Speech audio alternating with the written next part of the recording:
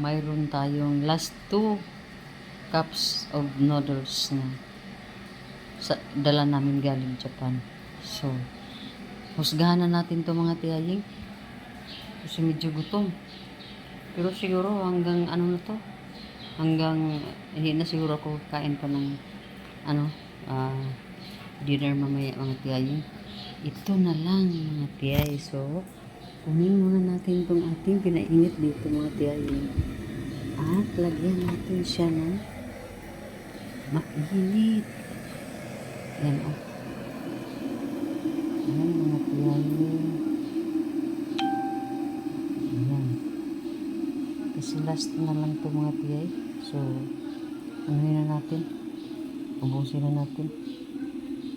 Baka maabutan tayo mag-expire ito. So, sa palagay ko matagal pa ito mag-expire. Pero dahil gusto natin kumain, hindi kainin na natin mga tiyaying. So, yan na. Yan na mga tiyay. Takpan natin ito. Takpan natin. Para di makasingaw ang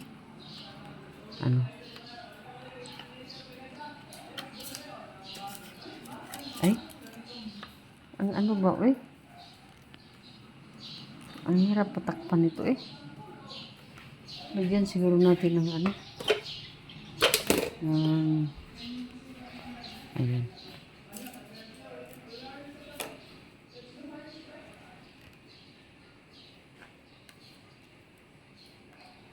Kailangan hindi makasingaw mga tiyaying para maluto yung noodles natin.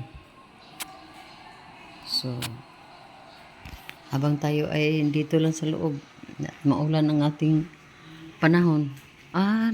Minto na pala si ulan So, okay tayo. Hello, good morning mga tiyaying. Nandito po ako sa aking washing machine. And, ayan na po, na-end na po siya mga tiyaying. So, hindi ko na to i-dry ng maigi. Yung i-set up ko dyan sa dry only. Hindi na kasi dyan ako nag-set up sa mix. And then half dry na ito mga tiyay para mahanginan o lang naman ng langhap naman ng hangin o kunting init yung ating mga damit. So yun mga tiyay, i-off ko na ito. Naka-off na yan siya mga tiyaying. So i-open ko na itong aking washing machine mga tiyaying. At tanggalin ko na ang mga laman nito mga tiyay So, ganito lang yun. Half dry na mga tiyaying. Half dry na. So, ilagay natin dyan sa ating basket. Yan. Diba? Maano na talaga to. Mabilis na ba while ako nagsalang dito mga tiyaying, naghugas din ako sa kinainan namin. And then, nagwalis-walis. Mayroon na ang kumot dito na isinalang ko din mga tiyaying. Dahil,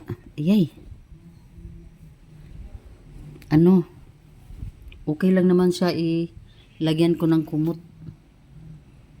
Mayroon pang isang bedsheet na yung manipis lang ba. Yan mga tiyayo. So diba malaking tulong ang ating washing machine. So malaki ang laman nito mga tiyay. So sinagad ko na yung power ng ating washing machine. Kasi sayang naman ang paikot-ikot ng tubig at saka yung kuryente mga tiyay, di ba? So, ayan na po, isang basket lang naman ang laman. At mayroon pa akong isasalang na mga maiitim. So, ito lang yung inuna ko mga tiyaying para masampay ko na kaagad. So, yun ang Ang bait ng washing machine na ito. So ngayon, dyan ko na isasampay oh. Dyan ko lang isasampay mga tiyay. Mayroon lang akong isang isang plastic na basura yun sa basura sa kwarto ko mga tiyay. Yan dyan. Hindi ko pa yan na So ngayon, magsasampay na tayo. Yan na mga tiyay. Tapos na po tayo nagsalang diyan oh. At paandarin na natin ang ating washing machine. Dito natin ilagay sa set up sa mix. Tapos naka 800 na po yung niya, speed. Tama lang yun. At 48 minutes. Una natin. Ayan na.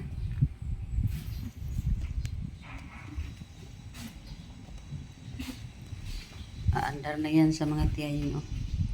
So while nag-andar yung natin, washing machine. Ito yung mga gamit ko sa mga sabon ko mga tiyahing.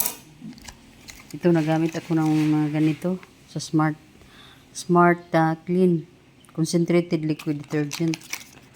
Ito yung mga mayroon din akong sa Breeze. Yan, yun lang tag isa-isang lang ang tag isa-isang ganito, isang ganito din. Ang bawat salang mga tiyahing. So, lagay natin dito. Ayan na siya mga tiyay. Nag-umpisa ng mag trabaho ang ating labandira. So, mga tiyay, good morning sa inyong lahat. Good morning pa ngayon mga tiyay.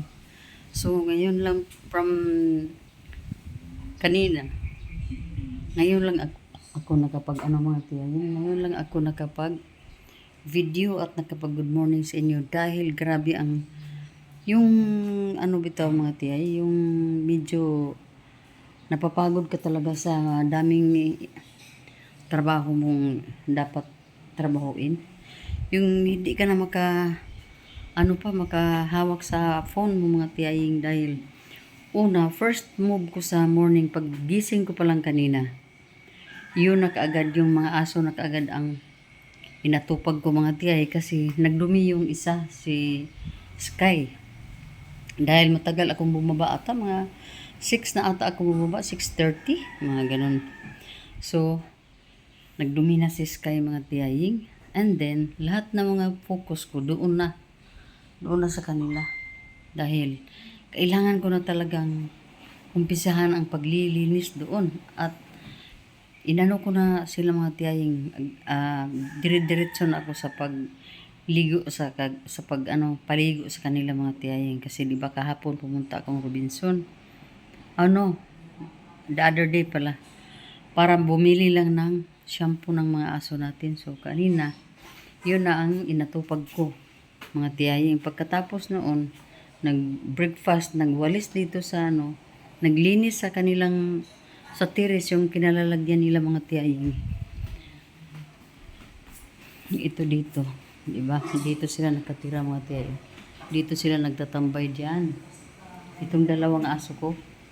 So, ang ginawa ko, sila lang yung nakafocus ako talaga doon. Nag-flashing ako, naglinis, nagsabon, nagmap sa kanilang sa terrace mga tiyaying. Pagkatapos pag medyo tuyo na sila mga tiyay dahil pinaliguan ko sila. Saka ko na rin yung terrace natin. Pagkatuyo na rin sa terrace, binalik ko na sila diyan. Hanggang ngayon nandiyan na sila mga tiyaying. So, pagkatapos niyan, wala na. Tuloy-tuloy ng trabaho, nagsalang ng labahin, naghugas ng mga hugasin dito mga tiyaying. Diba? Yun Dami niyan mga tiyay. At wala na akong time sa phone.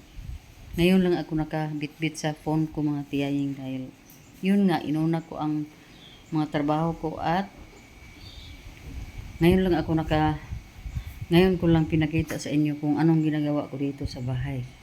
So late na nga ako nagkape kanina mga tiyaying dahil yun nga, inuna ko na yung mga aso natin. At saka na din yung mga trabaho ko dito sa bahay mga tiyay. Ngayon naman, pangalawang salangan na ito mga tiyay. Pangalawang salang na ito at last na yan mga tiyaying, no? And then magsampay na ako nito mga tiyay. So kailangan ko nang isampay dahil medyo maganda ang hangin. So ano sila, matutuyo yung ating mga clothes, mga labahin, yung mga nilabhan natin mga tiyay ba. Ayan ang dalawa, oh, diba? Malinis na itong kanila ditong sahig dito mga tiyay. Malinis na malinis at saka sila din ay super linis dahil pinaliguan ko na sila, sinampuhan ko sila mga tiyay. So ayun. Ayan mga tiyay. Punta muna tayo sa likod ng bahay. Magsampay tayo nitong diyan lang kayo ha. Magsampay tayo nito. Ating mga laundry mga tiyaying. Dito natin isampay kasi mainit dito banda.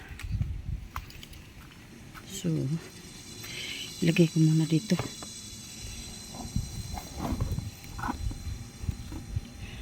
Ayan po. Ayan yung ating mga laundry. So dito natin isampay mga tiyo. Kita nyo ba? Ito. Sampayan. Lubid yan mga tiyay. Malaking lubid. Mainit. Ayan na si tiyay. O diba? Hindi tayo haggard maglaba basta ganito ang ating gamit. So parang pinopromoto na rin itong washing machine na ganito mga tiyay para sa mga nanay, yung mga busy mothers.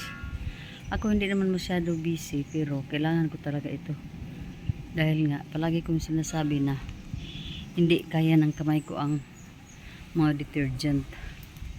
So dahil kailangan tayo maghanap ng paraan, so ganito lang ang ginamit namin mga tiyaying. Bahala na kung medyo nagastos tayo ng medyo malaki-laki pero ang importante makatulong sa atin ng mabuti mga tiyay. At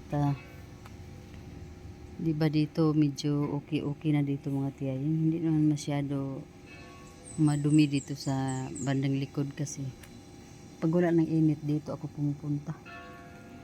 Ayan. See, kahapon dito ako. Ito na naman ang bunutin ko mamaya mga tiyay. Yan dyan banda basta wala lang init at yun hindi natin hayaan na dumami at saka doon naman pero kung sa tingin ko mga tiyay di ko kaya kasi talaga ngayon nga sumakit yung ulo ko mga tiyay sa sa yung kanina nagwashing ako diyan sa kuan ba washing ako diyan sa terrace natin mainit na kasi yung pag trabaho ko doon medyo nainitan ako ba kaya na feel ko yung init yun sumakit na yung ulo ko mga tiyay. Ewan ko kung mag-relax ako mamaya pero hindi ugali ko mga tiyay ang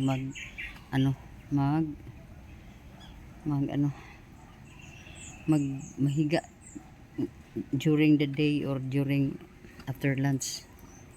So yun mga tiyay, ilagay ko dito itong phone ko, ilagay ko dito ha. Ayan na mga tiyaying success. Nakasampay na tayo ng dalawang bidding at saka isang kumot. So dyan lang muna yan sila dahil ako ay babalik doon.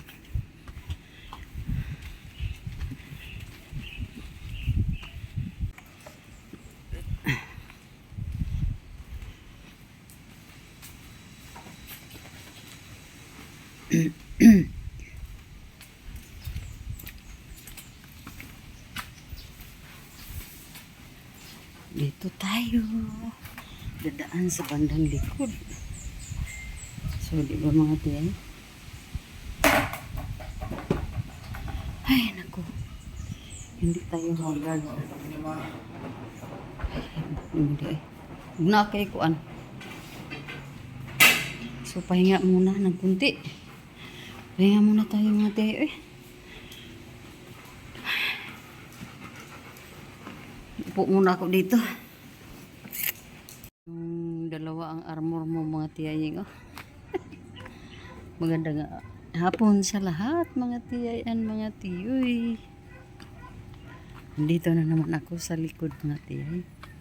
Kasi gusto kong magguna dito sa likod, bandang likod. Ang problema, masakit talagang ulo ko mga tiyayo eh. So hinto muna kasi di makaya. Sakit atong ulo. Hindi pwede pilitin eh. Ay nako, dami kong gustong gawin oh. Pero hindi mapipilit kasi masakit ang ulo ni tiyaying. Hello mga tiyaying, magandang hapon sa inyong lahat. Grabe ang ingay ng mga aso namin oh. Sobrang mga tiyaying, medyo nainitan ang katawan ko ba mga tiyay. Wala namang init sa araw, pero ano ba tawag niyan sa Tagalog? Yung kanang igang kayo ba? Walang hangin talaga mga tiyaying. Mainit ang pakiramdam. Mainit talaga mga tiyaying. So ganyan lang ang ano ko. Ang damit ko. Mula kaninang umaga hanggang ngayon, hindi na ako nagpalit ng damit dahil hindi ako umakyat dito sa taas mga tiyaying. So yun lang tayo oh. Makinig na lang tayo sa mga mga aw-aw ng ating mga aso. So umakyat ako dito mga tiyay kasi gusto kong makalanghap ng ng sariwang hangin. Iba yung hangin ng electric fan. Pero kanina ang ko na doon sa naglibot-libot na ako dito sa ating bakuran, sa back at sa front, sa mga sides, basta nilibot na natin yan. At nanglinis din ako doon mga tiyay. Ang problema ko lang, sobrang sakit ng ulo ko mga tiyay. Kasi noong, di ba kanina sinabi ko na kaninang umaga nung nagwashing ako diyan sa baba, mainit ba? Na-feel ko yung init. Kaya ganito, basta mainita na, ma-feel ko na yung init talaga mga tiyaying. Lalong-lalo na dito sa ulo ko. Wala na. Hindi na ako niyan maka escape sa sakit ng ulo natin. So mayroon akong ipakita sa inyo dahil ngayon mga tiyaying ay tag-ulan. So ganito ang ang ating kapaligiran, yung mga pananim ng ating mga kapitbahay. Nasiyahan din ako, sobrang saya ng aking puso mga tiyaying nung makita ko yung mga pananim na medyo maganda ang ang resulta. So yun mga tiyay, lalo na itong kay tatay na mais. Di ba nung una may video ako na yung mais ni tatay ay wala talaga siyang walang na-harvest kahit isang pirasong isang butil, wala talaga. Pero ngayon mga tiyay di ba? At pati yung mga puno, maganda tingnan mga tiyay. Maganda sila tingnan. Uy.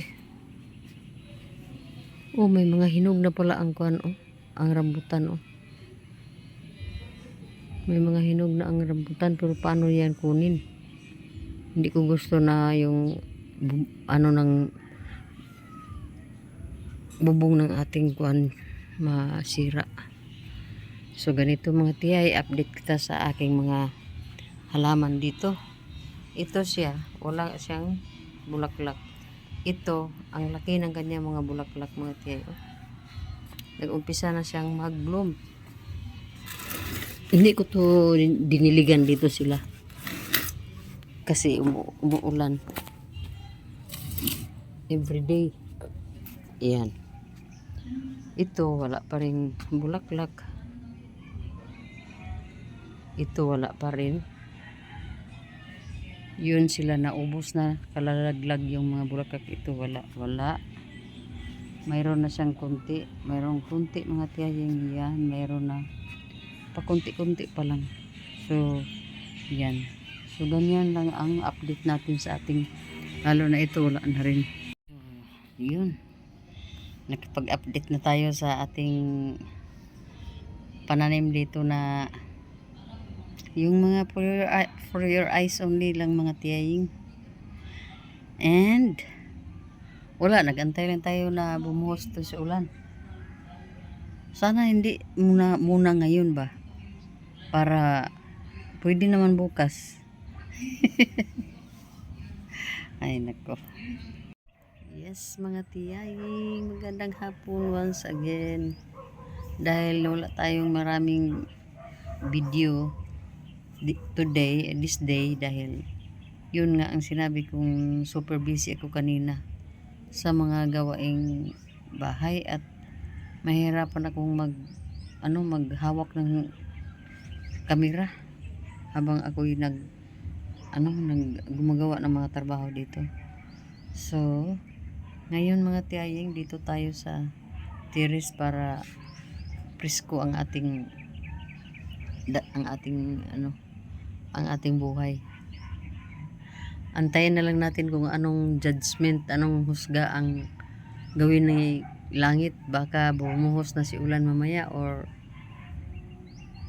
iwan ko lang, kung sana hindi muna ngayon mga tiyahing, para makaano din tayo ba, makagalaw-galaw din tayo ng maigi sa natin, mga kapiligiran natin, di ba? So yun, nakahidban tayo mga tiyay para maligpit natin tong buhok natin. Hindi pa tayo nakapunta ng salon, kaya yung buhok natin ay ganito. Mga na siguro to, 3 buwan na, 3 buwan na siguro na hindi ako ng buhok ko mga tiyay. So dahil tiyay na tayo, kailangan na natin na mag-ayos din nung minsan. At yan, wala na, nakatali na talaga siya, tali na talaga yung buhok natin. Basta mga tiyay, ang ko lang, na mainit ang panahon ngayon, walang hangin kasi. Walang init na galing sa ating araw, pero walang hangin, kaya medyo feeling natin mainit talaga, mainit sa ating katawan. So mamaya habat na naman ang gawin natin para medyo presko tayo pag matulog na tayo mga tiyahing. So i-update ko kayo sa aming kapaligiran ha. Ang kalangitan ay ganyan din. Ayan. So dito, hindi ako nagwalis kasi medyo malinis pa. At hindi pa ako magdilig ng ating mga halaman dahil basa pa. So okay lang yan, mga kalagayan.